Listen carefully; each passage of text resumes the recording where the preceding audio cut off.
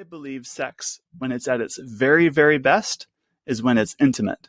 Something beautiful about the connection and pleasure and about being with someone at such a deep and fundamental level. It's about knowing somebody and letting them know you. You're listening to Get Your Marriage On, the fun and spicy podcast bringing you new tools and fresh ideas so that you can be the sexiest couple you know.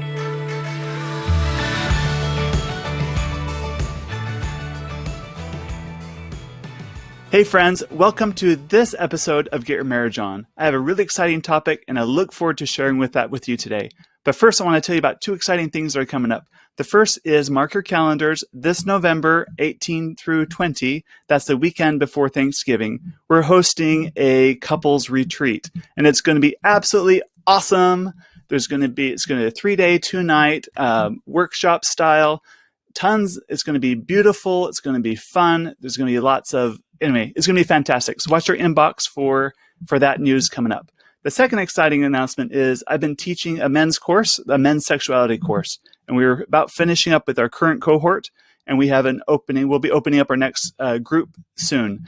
Now, this course is a pretty intensive course, all about developing greater honesty and integrity in your relationship, and how to develop greater intimacy, and how to really love your spouse through your whole body, through your heart, through your mind, all of that. Anyway, it's pretty cool. It's not for wimps. It's a great course, and there's coaching that goes along with it. So check your inbox for that information coming up too. All right. I am excited to share with you today about some things that have been on my mind. And let me just start by saying I believe sex, when it's at its very, very best, is when it's intimate. Something beautiful about the connection and pleasure and about being with someone at such a deep and fundamental level. It's about knowing somebody and letting them know you. And that is when sex can be very good, very connecting, and absolutely very delightful. However, for many people, sex doesn't always look like that. So a few summers ago, training for a marathon with a bunch of friends. And of course, we talk about sex sometimes on these long runs with our friends. And I remember one friend mentioning, she's complaining, like, I'm tired, I've been with the kids all day, I'm exhausted, so I go to bed. And an hour later, he rolls in and he's like, can't you just give me 5 minutes? And I've heard friends, like other men in other situations, complain like, she's on her phone, she's on Instagram for a whole hour a day. Can't she just give me 10 minutes? And you probably hear about this in other ways too. Like I had a friend that said to his wife one day, and he regrets saying this, but he's like, if you have a cow, you have to milk it. Referencing like, you have a husband here, you've got a wifely duty to take care of his needs. And you probably hear this like needs thing, even in the church and in our culture too. For example, you might hear like a sermon or a lesson, or you just hear it too, where they'd say, men have needs, do not deprive your husband. Or wives, you have a duty to fulfill. And those messages that will kill the passion in your marriage. When you make sex mean just needs, there goes your passion, there goes erotic energy. So, and there's a very popular book that is that. And it's all well-meaning, because if you think about it, if you're a marriage counselor and you're sitting down two people and trying to get them to like resolve their differences, you'll want to, make spouse A list all of their needs and spouse B list all of their wants and needs. And then you say, swap lists. See, problem solved. All you need to do, wife, is to take care of your husband's needs, and husband, all you need to do is take care of your wife's needs, and voila. Problem solved. And it sounds great in theory until you really start to think about like when it comes to sex, when you make it what meaning you give it, and if you put it into certain meaning frames, which I'll talk about in just a moment, it can totally change the reason why you engage. So I think it's important that you stop and think about what meaning you're giving to sex. Ask yourself, when I engage with you, what meaning am I associating with this engagement? And what I'm about to share with you might be a little countercultural, because in our culture, you don't hear a lot about ways to handle deep, intimate relationships that much. Ready? Here we go. Okay. Meaning frames are the motives, reasons, or expectations you attach to a behavior. For example, ever do the exact same actions that you've done in the past, but give it a different meaning, and then it changes, like give it a different motive and it kind of changes the meaning you're doing it? Like doing the dishes, for instance. Ever do the dishes out of anger? You're still doing the dishes, but the meaning why you're doing it is totally different than doing the dishes because you like, I don't know, want to clean house, or you want to do, help your spouse with their load, or whatever it might be. It also translates to sex. You might have sex, but the reason why you're having sex with your spouse or choosing to engage sexually tonight can be very different than the reason why your neighbors are engaging sexually too. So the meanings that we attach to why we do things matter. And there's some really common meaning frames out there. And let me list a few, and then I'm going to talk about the meaning frame that I think is absolute best. Now, I don't give any judgment, or might sound a little critical about these meaning frames. And there's a lot of marriages that work using various meaning frames. And I've experienced probably every single one of these meaning frames in Emily and I in our relationship. So bear with me as we go through these things. The first meaning frame is framing things as a need. This is when you treat sex as a need, because if it's a need, then it's your spouse's job to do something. They have a duty to perform. It's like saying, wife, you're my only legitimate sexual outlet, and it's something you need to do for me. You kind of put the locus of control out of yourself to someone else to kind of caretake you and to take care of you. And this is absolutely anti-erotic. It will kill passion in your marriage 1,000% when you frame things as a need. Because a need is something that's kind of more biological in nature. Let's say water, food, sleep, exercise, like all of those things, air. Those things are things we need. And sex, as much as we'd like to think so sometimes, is not a physical need like in that way. When we have, our bodies have natural drives that give us, that keep us alive. And as much as people say the word sex drive, sex really isn't a drive. It's more of a thrive. In fact, a great sex life is an important part of really thriving in life. And a great sex life helps you be the best version of yourself. But it absolutely isn't necessary for survival. So when you frame sex as, hey, I have a need for you to fulfill, it will kill the passion in your marriage right away. The second meaning frame that's popular is an entitlement meaning frame. This is similar to the first one, but this is like saying, hey, we're married and I'm entitled to all this sex. Or that's when you go to like, Professor so-and-so says we should be having sex, 3 times a week. And we're only having sex 1 time a week. So I'm entitled to more sex than we're having. That's like coming from an entitled meaning frame. The third meaning frame that is popular is a reward or punishment frame. And this is when you think, for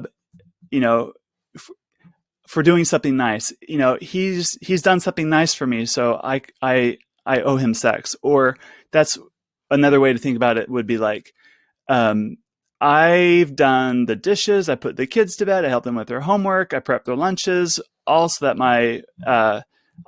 I could, now I deserve a reward here. And the flip side's true when you make it like a punishment. This is when you might say, I'm going to withhold sex because you're using it as a form of control or manipulation. And so it changes the meaning of sex from something intimate to kind of this like reward system, which is similar to the next one where you relegate sex to something lesser. It's like a lesser form of love.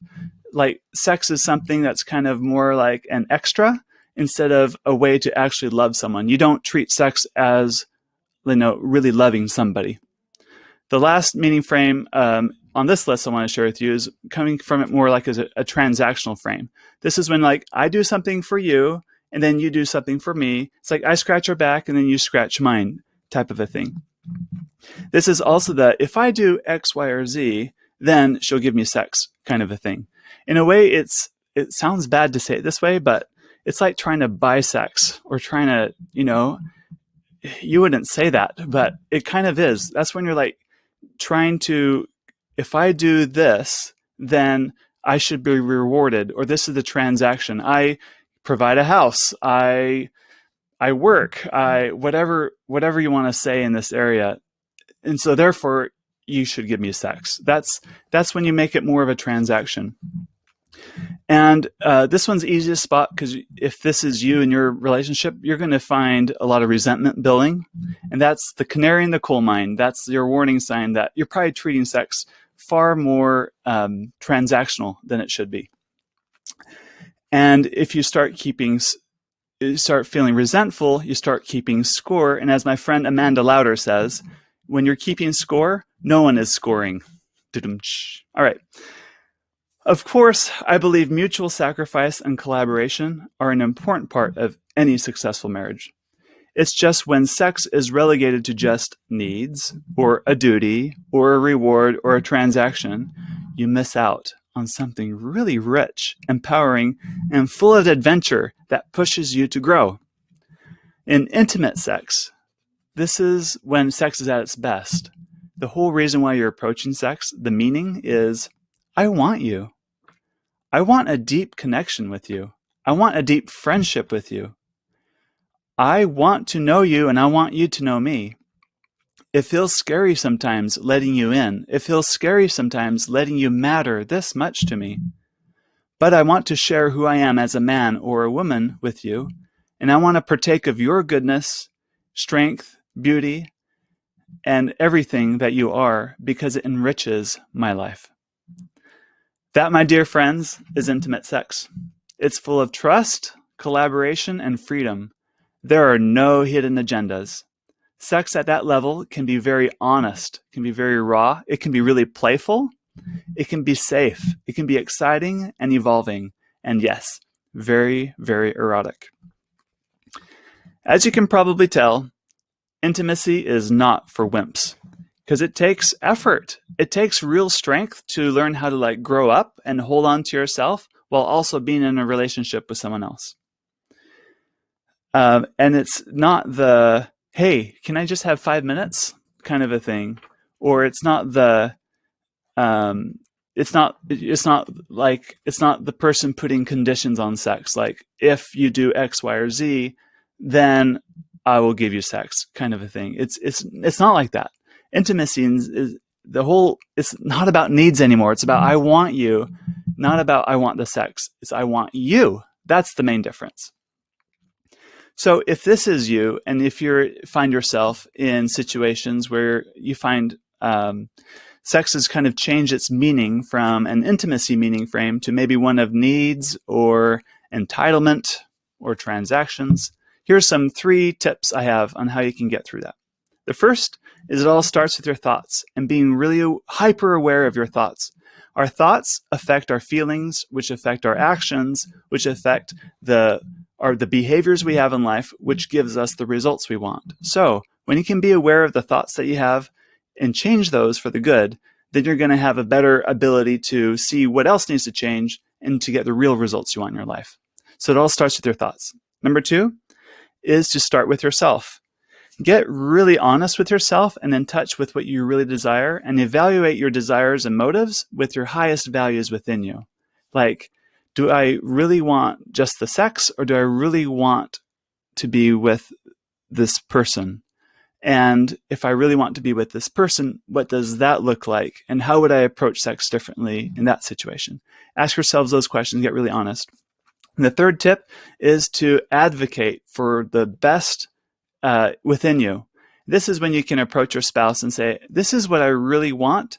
This is what I really want for us, because I believe it's going to enrich our lives. There's a lot of goodness here that can be had. And it's coming from more of a state of advocacy for what's good and what's right and what you want in the relationship. I have a friend who told me of a story recently. His wife was out of town, and he wanted things to be really special for her when she came back. He made sure she had a very comfortable and relaxing homecoming. But he cleaned the house and everything. And she likes these things, and he's doing it out of love, not just to get sex. He's doing it because he really likes her and really wants her. And she comes home, and anyway, they move into the bedroom, and it's time for them to engage sexually. And he had all this planned in his head of like this, like kind of the play by play of what he wanted to do. And he was kind of telling her, this is what we're going to do. And she, in a very honest way said, I really don't want that tonight. Instead, I want to do this other thing instead. Now, what's beautiful about this story is the old self would be like, I did this for you. You were out of town. I watched the kids. I cleaned the house. I had this romantic evening prepared, and you're switching things on me. That would have been what his old self would have said. But now his new self is like, no, I'm in here because I really want to be with her, and I really want what she wants too. I care about my needs as well, and my wants and desires in this situation as well. But I'm willing to see kind of her point of view. And he was able to calm himself down in the situation and say, okay, yeah, let's do this other thing. And they did this other thing, and it was actually really good. And, sparks are flying, fireworks are going. Things are great. Another story from my own experience is I remember when my wife, Emily, and I, who, by the way, is so good at putting sex in an intimacy frame rather than like a needs or a duty frame. She's always been really good at making sex more about intimacy and really connecting. Early on, when we're really going through our growth and our own discovery of our sexual relationship, and she would, it was really scary. We both would talk deep late into the night, and a lot of these things are like deep conversations that we're having about, kind of really getting in touch with our own desires and what we feel is right and for us. And anyway, the level of intimacy in our relationship skyrocketed because we're being really honest with ourselves. And sex, we realized that the meanings that we were assigning to the way we were doing sex up until that point were fine. It was working for us, but it could have been so much better. And once sex turned into something more like something that we really want because we want to be with that other person, it really changed things. This might be a more of a cheesy experience, but like we watched a movie once. It's a B movie called Midway to Heaven. The story is about there's a really attractive guy. He's a widower. His wife has passed away, and all the girls, all the middle-aged women in the neighborhood are after him, and he's constantly turning down date requests or whatever. Anyway, and things happen, and anyway, in the end, he chooses this woman, and they remarry. That's kind of, without giving too much away, that's kind of what the story is. But after the movie, it really made me realize, like, what would life be like for me if I lost my wife? How would I navigate through that? And as cheesy as the movie as it was, at that moment, I really wanted to hold on tight to my wife. And I realized as I look into her eyes, there's this woman who's been with me, who's been willing to grow with me, she's gone through a lot of changes, and, just as a person, what a remarkable person she is, and that she's still becoming, and how grateful I am that I get to be with her right now in this moment. And it was kind of a reminder that life can be short, and any moment something can change, and how grateful I was that I could hold her in my arms in that moment. I think that's the essence of making intimacy the main reason why we engage sexually. All right, that's all I have for you today. I hope this has been helpful. And as you engage with a intimate meaning frame. And I hope, anyway, let me know. Let me know how it goes. Thanks. We hope that you enjoyed this episode of Get Your Marriage On. And if you did, we would love it if you would take a few seconds to give us a rating on iTunes and to share the show with your friends. They'll thank you for life. Once you've done that, you can head over to getyourmarriageon.com for more resources about today's topic and to download our amazing marriage apps. Now go get your marriage on.